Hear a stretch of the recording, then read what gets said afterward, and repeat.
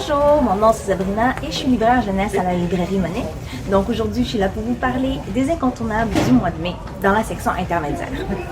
Donc on va commencer avec L'Enfant invisible de l'École des loisirs. C'est écrit par Constance Verluca et c'est l'histoire du petit Ernest. Ernest, il a souvent l'impression que personne ne le remarque et un jour quand il va se réveiller, il va devenir invisible. Et puis ça suit vraiment son aventure de comment, dans ses sentiments, comment il sent quand il est invisible, que personne ne le voit, jusqu'à ce qu'un jour, une petite fille le remarque et il redevient visible aux yeux des autres personnes. C'était vraiment un beau petit livre qui parle vraiment de l'importance de vraiment des sentiments de chaque enfant, l'importance de l'inclusion. Donc, L'Enfant invisible. Par la suite, on a Anna Cadabra, par la maison d'édition de Dominique et Martin, par Pedro Manas. Et puis, c'est l'aventure de Anna qui déménage à Moonville. Moonville est une petite ville vraiment éloignée. Et puis, Anna, quand elle arrive à Moonville, elle découvre que c'est une sorcière. Et puis, c'est pas la seule sorcière de la ville. Il y a aussi ses camarades de classe et sa professeure qui sont des sorcières. Il y a aussi une petite péripétie. Il y a un autre de ses collègues de classe que lui, son arrière-grand-père, est un chasseur de sorcières. Donc, il va avoir vraiment une grosse aventure autour de tout ça. Oliver, lui, qui est l'ancêtre d'un chasseur de sorcières, va vraiment essayer de découvrir qui sont les sorciers et sorcières de Moonville. Puis, qu'est-ce qui est vraiment intéressant avec ce livre-là, c'est qu'il y a vraiment plein de belles illustrations avec des super belles couleurs. C'est vraiment très beau. On a L'école mythique, l'Odyssée d'Iris de Charles Marzagul de Pulp Fiction. Et puis ça, c'est vraiment une parodie comédie d'Ulysse, le voyage d'Ulysse, mais une version plus pour enfants. On va suivre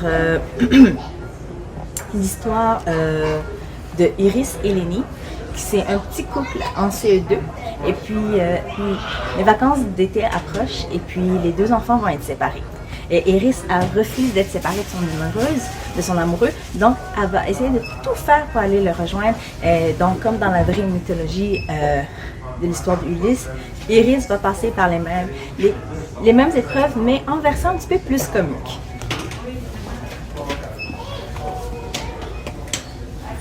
On a par la suite Les monstres de Rookhaven, écrit par Patrick Kenny, par la maison d'édition Lumet. Et puis c'est l'histoire de Mirabelle qui, elle, habite dans un manoir, dans une forêt vraiment éloignée de la civilisation. Et puis, qu'est-ce qu'on se rend compte dans ce manoir-là? C'est que tout le monde est des monstres. Tous les autres membres de sa famille sont des monstres. Donc, son oncle, sa tante, ses cousins, cousines, c'est tous des monstres. Et puis, ça fait des années qu'eux, ils habitent dans ce manoir-là. Et puis, ils ont comme conclu un pacte avec les gens à l'extérieur, qui vivent dans la situation dans le village, à l'extérieur de la forêt. Et puis, c'est tant qu'eux, ils vivent leur vie tranquillement, le village aussi. Jusqu'à un jour, qu'il y a deux petits orphelins humains qui vont découvrir le manoir. Et puis là, toute une aventure commence parce que Mirabelle va se lier d'amitié avec les deux petits orphelins.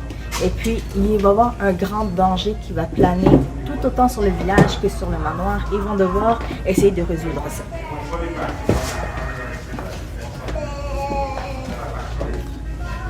On a La fille qui parlait aux ours de Sophie Anderson par la maison d'édition l'École des loisirs Medium. Et puis c'est l'histoire de Yanka. C'est une petite fille de 12 ans qu'elle a toujours habité dans un village où tous les autres villageois lui disaient qu'elle a été élevée dans des ours, que même quand ils l'ont trouvée bébé, elle a été trouvée dans une grotte d'ours. Puis un jour, elle décide vraiment de partir à l'aventure pour retrouver d'où elle vient, ses racines et ses origines. Donc, Yanka, avec sa meilleure amie, vont partir à l'aventure. Et puis, c'est vraiment un livre magnifique. C'est une quête dans un monde vraiment fantastique, avec décrit vraiment dans un monde de neige. Les animaux, ils parlent. C'est entre Il y a un peu de mythes autochtones et scandinaves. C'est un peu mélangé dans les deux. Puis, qu'est-ce qui est vraiment le fun aussi, c'est que des fois dans les livres, on a vraiment des pleines pages illustrées pour vraiment mieux se plonger dans le livre. Et le dernier livre, c'est Aggie Morton, Reine du mystère, par Marthe Jocelyn de la maison Gallimard Jeunesse. Et puis, on suit les aventures de Agatha. Et puis, Agatha, c'est une petite fille très créative et très curieuse. Et puis, jusqu'au jour à ce que sa prof de danse va être inculpée d'un meurtre. Parce qu'ils ont retrouvé un cadavre dans son studio de danse. Donc, Agatha, qui croit à l'innocence de son prof de danse, va essayer de tout faire et de trouver le véritable coupable avec son ami Hector. Donc, c'est vraiment, ça se passe dans les années 1902, à Londres. Donc, ça a vraiment un côté victorien et tout.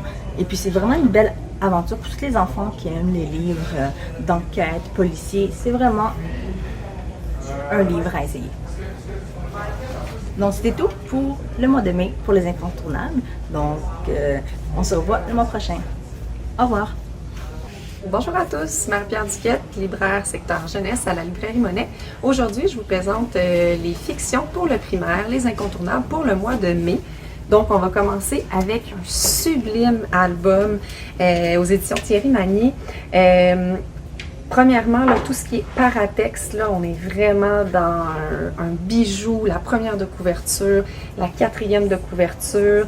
Quand on ouvre le livre, la façon qui a été fait, c'est qu'on voit à l'intérieur qui n'est pas accroché ici, donc ça donne vraiment l'impression qu'on tient entre nos mains un carnet de croquis, un carnet de voyage. Donc c'est L'Expédition, je pense que je vous ai même pas dit le titre, de Stéphane Servant. Donc, on a une petite fille qui va rêver dès sa plus tendre enfance de prendre la mer, en fait, de devenir une pirate. Elle va se fabriquer un bateau avec des objets qu'elle trouve avec l'aide de ses parents. Puis, elle va quitter la maison pour sa grande aventure à elle. Elle va faire toutes sortes de rencontres, vivre toutes sortes de périples. Les illustrations sont somptueuses. La typographie aussi est vraiment intéressante. Elle va aussi, il y a beaucoup d'imaginaire aussi parce qu'elle va rencontrer toutes sortes de créatures fantastiques aussi qu'elle va devoir combattre. Comme je vous disais tout à l'heure, elle fait plusieurs rencontres, des pirates, etc. Mais surtout, une rencontre très importante, la rencontre d'un petit garçon qui va s'attacher à elle un jour dans un port. Puis c'est ce qui va un peu changer le parcours de sa vie. Donc c'est vraiment un livre sur le cycle de la vie, vivre ses rêves, sur l'aventure. C'est vraiment un bel univers dans lequel se plonger.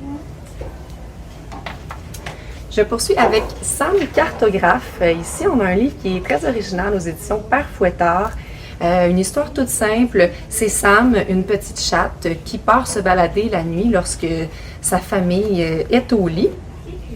Et ce qui est super intéressant, c'est qu'on va suivre le parcours de Sam en découvrant toutes sortes de types de cartes. Donc, des plans, des schémas. Donc, on est vraiment dans la découverte de tout l'univers de la cartographie. On débute avec un plan de son parcours, en fait. On voit aussi des échelles, des graduations. Donc, il y a beaucoup de choses à apprendre. On est entre vraiment la fiction et le documentaire. Regardez ici, on a même une carte de l'intérieur du corps de Sam. On va voir une carte de métro, carte d'une plante ici. Donc, c'est vraiment un beau livre avec toutes sortes de pistes pour découvrir la cartographie. J'aime beaucoup aussi qu'à la fin, ah oui, on voit aussi, il y a une carte du monde, on a une carte du système solaire, on va avoir des cartes des étoiles aussi. Et ce que j'allais vous dire, c'est que j'aime beaucoup qu'à la fin, on a un tout petit dossier documentaire là, qui nous résume tous les types de cartes qui ont été présentées dans l'œuvre et qui nous explique chacune d'elles. Je poursuis avec Si tous les livres du monde aux éditions Rue du Monde. Alors, c'est l'album qui fête les 25 ans des éditions Rue du Monde. Alors, on a un album ici très poétique. On est dans le rêve d'un monde meilleur, le rêve d'un monde plus solidaire. Et on présente sous une forme, une structure répétitive de petits textes où on va nommer que un élément donne la main à un autre. Je vous donne un exemple. Ici, on a « Si toutes les gouttes d'eau du monde se donnaient la main, la flaque de la cour aurait une grande sœur. Elle s'appellerait la mer. Ce jour-là, il y aurait à boire pour chaque être vivant, du plus géant des palmiers au plus timide des bébés. Si toutes les gouttes d'eau se donnaient le bain. » Alors, cette structure-là va se répéter pour toutes sortes d'éléments. Si tous les arbres se donnaient la feuille, si tous les livres dans toutes les langues se donnaient la page, si tous les artistes du monde se donnaient le pinceau, le violon, le sourire ou le cerceau. Donc, comme je vous disais, c'est très poétique. C'est un beau livre pour réinventer le monde et s'imaginer la vie avec beaucoup de si et de et. Je poursuis avec Entre mes branches, aux éditions La Joie de lire. Ici, on a une très belle œuvre, tout en noir et blanc au niveau des illustrations. Le narrateur, c'est un arbre qui va nous raconter sa vie et ses différentes rencontres. Au départ, on a déjà dans les pages de garde toute l'évolution de la graine du gland, en fait, du chêne.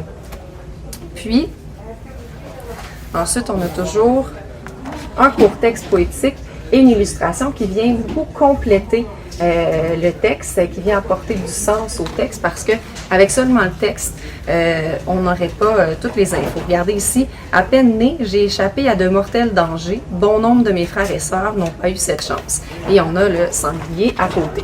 Donc, sans l'illustration, on ne comprendrait pas les dangers qu'il a dû affronter. On a aussi ici, il parle des gens, des animaux, des créatures qui vont s'installer et profiter un peu de lui. Alors, il présente différents animaux. Puis ensuite, ici, on a la petite phrase « D'autres ont été carrément sans gêne ». Et on voit qu'il y a une cabane qui a été construite là, en respectant plus ou moins la nature, si on veut. On va aller jusqu'à la fin de la vie de cet arbre, où il va être, non sans surprise, coupé. Mais ce que j'aime beaucoup, on parle d'une morsure de fer, alors il y a beaucoup de place à interprétation aussi, à faire des inférences. Ce que j'aime beaucoup, c'est que sa vie ne se termine pas là, parce qu'après on parle de lui, en fait des morceaux de bois qu'il a créés, et il va faire partie de la coque d'un bateau. Alors c'est comme si sa vie se poursuivait à travers les aventures de ce bateau-là. Je termine avec le Zoo d'Amadou. Très beau petit album simple aux éditions des éléphants. Donc on a ici Amadou, qui est un petit garçon créatif, lunatique, inventif, qui a un petit peu de difficulté avec son attention. Il va faire une sortie scolaire avec la classe et il va avoir beaucoup de difficulté à écouter les consignes pendant la visite du zoo. Pour lui, ça va être plus important de s'imaginer vivre avec les animaux, de s'imaginer être les animaux. Regardez ici avec le lion.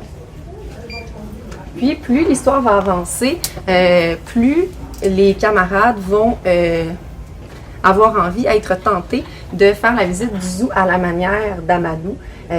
Et on va voir que plus les camarades s'unissent à lui, plus les personnages deviennent en couleur, jusqu'à ce que l'enseignante, elle aussi, ait envie de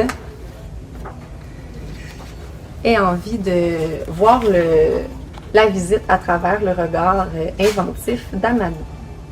Alors, un très beau livre, une belle ode à l'imagination. Merci et je vous dis au mois prochain.